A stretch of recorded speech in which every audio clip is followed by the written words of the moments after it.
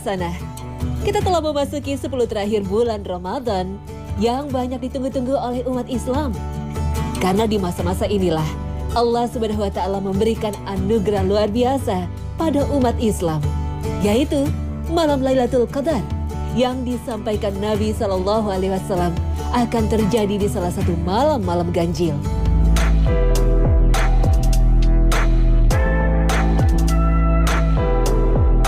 Dalam sebuah asar yang diriwayatkan oleh Imam Malik bin Anas disebutkan bahwa Rasulullah Shallallahu Alaihi Wasallam diperlihatkan Allah tentang umur seluruh manusia.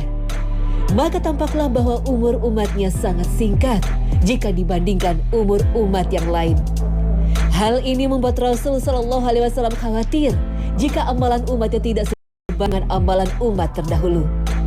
Dan memang rata-rata usia umat Nabi Muhammad Shallallahu Alaihi Wasallam sangat kecil jika dibanding dengan umat terdahulu. Rasul Shallallahu Alaihi Wasallam bersabda, umur umatku berkisar dari 60 hingga 70 tahun. Hadis riwayat Hakim, Tirmizi, dan Ibnu Majah. Rasulullah sendiri wafat di usia 63 tahun. Bandingkan dengan usia umat-umat terdahulu.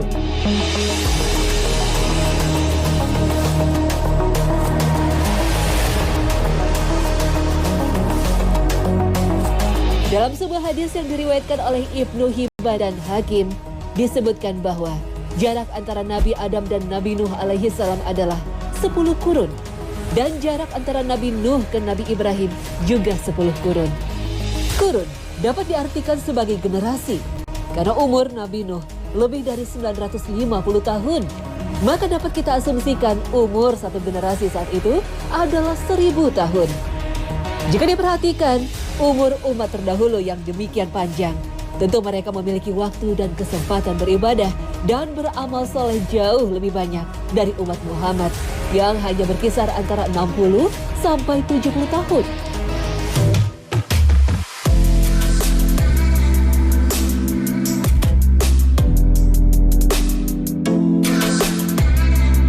Nabi Shallallahu Alaihi Wasallam juga pernah menceritakan tentang 4 orang lelaki dari Bani Israel yang selalu beribadah kepada Allah selama 80 tahun dan selama itu juga mereka tidak pernah bermaksiat kepada Allah walaupun sekejap mata.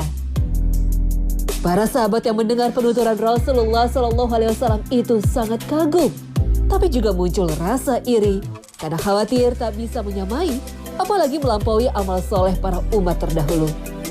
Maka, untuk menghibur umat Nabi Muhammad ini, malaikat Jibril datang kepada Nabi Shallallahu Alaihi Wasallam dan mengatakan, "Wahai Muhammad, apakah umatmu kagum dengan hamba Allah tersebut yang beribadah selama 80 tahun dan tak pernah bermaksiat meskipun sekejap mata?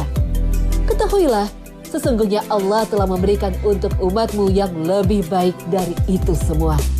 Malaikat Jibril kemudian membacakan surah Al-Qadar yang di dalamnya disebut tentang malam Lailatul Qadar yang lebih baik dari 1000 bulan atau lebih baik dari 80 tahun lebih 4 bulan. Inna anzalnahu fi lailatul qadr wa ma adraka ma lailatul qadr lailatul qadri khairum min alfi syahr tanazzalul malaikatu والروح فيها بإذن ربهم من كل أمر سلام هي حتى مطلع الفجر. Allah Subhanahu wa Ta'ala memberikan waktu yang sangat mulia dan istimewa sehingga bisa sama bahkan melebihi apa yang telah diraih umat terdahulu, yaitu malam Lailatul Qadar. Maka malam Lailatul Qadar merupakan kesempatan emas untuk menebus umur kita yang pendek dengan amal berkualitas yang akan dilipat gandakan senilai 1000 bulan atau bahkan lebih banyak lagi.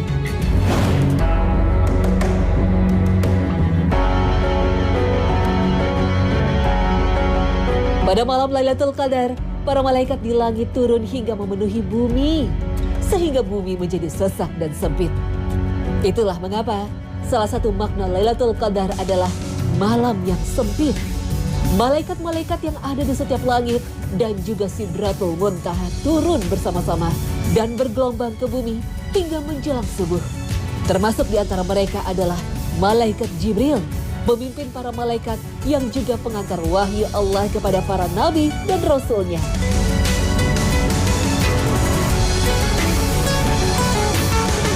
Inilah yang dijelaskan dalam surat Al-Qadar ayat 4. Allah Ta'ala berfirman, pada malam itu turun malaikat-malaikat dan malaikat Jibril dengan izin Tuhannya untuk mengatur segala urusan. Quran Surah Al-Qadar ayat 4. Lalu, mengapa para malaikat itu turun memenuhi bumi di malam Lailatul Qadar?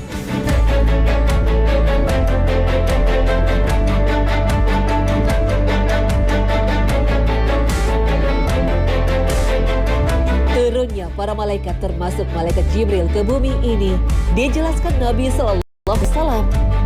Pada malam Lailatul Qadar, malaikat Jibril alaihi salam turun ke dunia dengan sekumpulan malaikat lainnya, lalu berdoa memohonkan rahmat untuk berzikir kepada Allah. Hadis riwayat Baihaqi.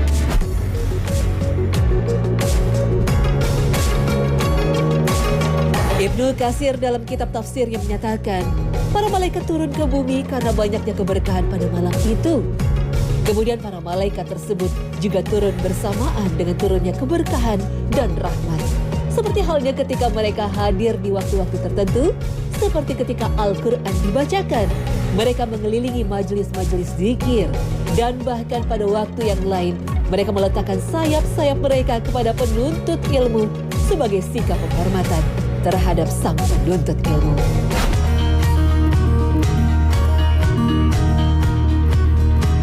Dr. Abdul Bari Muhammad Daud dalam bukunya Lailatul Qadar menyebut, di antara hikmah turunnya malaikat pada malam yang penuh berkah itu adalah karena kemuliaan orang yang beriman dan juga kemuliaan bagi para malaikat itu sendiri. Para malaikat menyaksikan manusia yang larut dalam ibadah, zikir, dan tasbih kepada Allah Subhanahu wa Ta'ala. Padahal manusia adalah makhluk yang dibekali hawa nafsu dan memiliki potensi maksiat. Malaikat yang steril dari hawa nafsu. Maka kehadiran para malaikat ke bumi selain membawa berkah dan rahmat, sekaligus untuk menyaksikan langsung kesolehan manusia, hamba Allah dari dekat, dan ini juga sebagai bentuk kemuliaan bagi para malaikat yang memiliki pandangan seperti itu. Wallahu a'lam.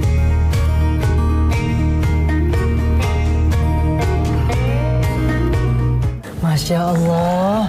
Kebayang gak tuh kalau kita dapat malam Lailatul Qadar? Baca Al-Quran di malam Lailatul Qadar, kita sama seperti membaca Al-Quran selama 1000 bulan. Kalau kita tahajud di malam Lailatul Qadar, pahalanya sama seperti kita tahajud selama 1000 bulan. Masya Allah. Tar dulu. Masa 1000 bulan?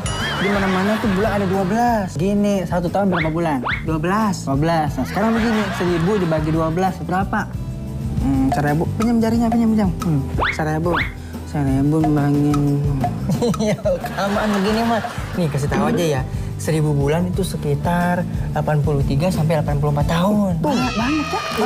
Jadi kebayang gak tuh kita dapat pahala ibadah 83 tahun.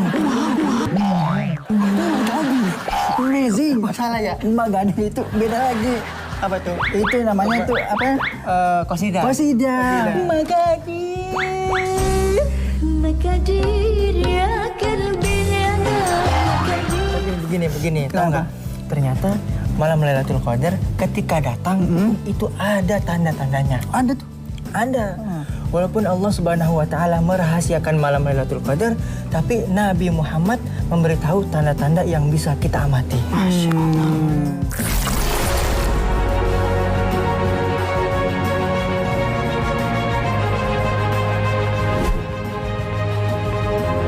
Pemirsa Hasanah, malam Lailatul Qadar menjadi misteri yang disembunyikan Allah Subhanahu wa Ta'ala waktunya. Namun para ulama sepakat, berdasarkan keterangan Nabi, malam itu terjadi pada malam-malam ganjil di 10 hari terakhir bulan Ramadan. Nabi Sallallahu Alaihi Wasallam bersabda, carilah Lailatul Qadar pada 10 malam terakhir dari bulan Ramadan. Hadis riwayat Bukhari. Lalu, adakah ciri-ciri khusus orang yang mendapatkan Lailatul Qadar?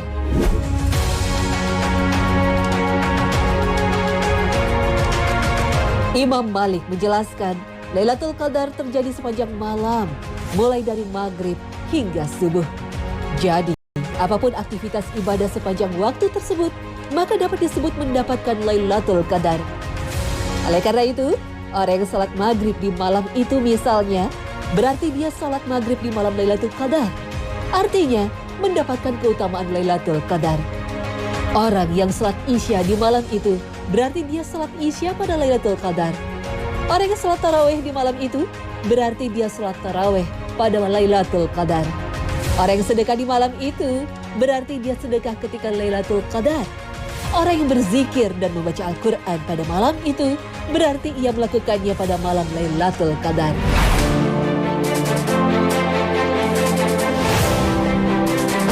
Jadi, dapat dikatakan bahwa semua orang yang melakukan ibadah ketika itu, berarti dia telah melakukan ibadah pada waktu Lailatul Qadar.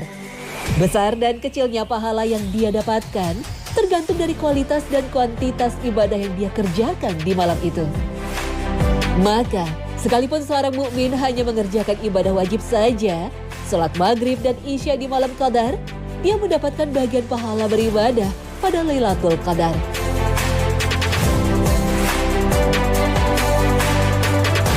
Hal ini tentu saja bukan berarti kita hanya mencukupkan diri dengan yang wajib-wajib saja. Sebaliknya, dengan penjelasan ini, diharapkan kaum muslim semakin optimis dalam mengejar Lailatul Qadar, karena semua orang yang beribadah di pada malam itu pasti mendapatkannya. Banyak dan sedikitnya tergantung dari kesungguhan dirinya dalam mendekatkan diri kepada Allah. Mereka yang bersungguh-sungguh akan mendapatkan petunjuk, sehingga dimudahkan Allah mendapatkan banyak kebaikan di malam itu. Orang-orang yang bersungguh-sungguh untuk mencari keridhaan kami, benar-benar akan kami tunjukkan kepada mereka jalan-jalan kami. Dan sesungguhnya Allah benar-benar beserta orang-orang yang berbuat baik. Quran Surah Al-Ankabut ayat 69. Wallahu a'lam.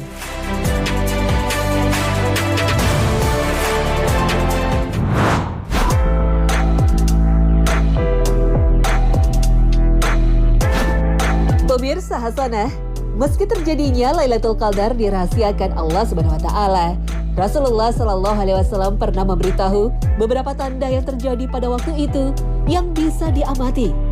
Di antaranya udara dan angin sekitar terasa tenang. Sebagaimana sabda Rasulullah Shallallahu alaihi wasallam, Lailatul Qadar adalah malam yang penuh kemudahan dan kebaikan. Tidak begitu panas, juga tidak begitu dingin. Pada pagi hari matahari bersinar tidak begitu cerah dan nampak kemerah-merahan. Hadis riwayat Toyalisi dan Baihaqi.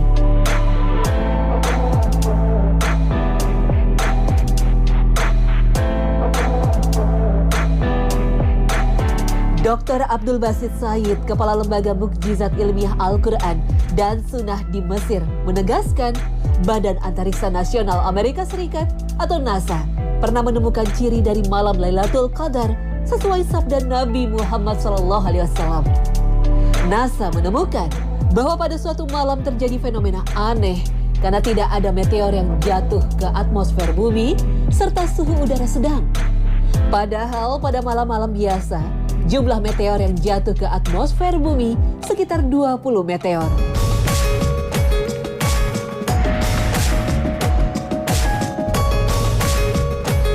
Selain itu, NASA juga menemukan bahwa matahari tampak begitu bersinar cerah pada pagi harinya. Namun tidak ada radiasi cahaya sama sekali.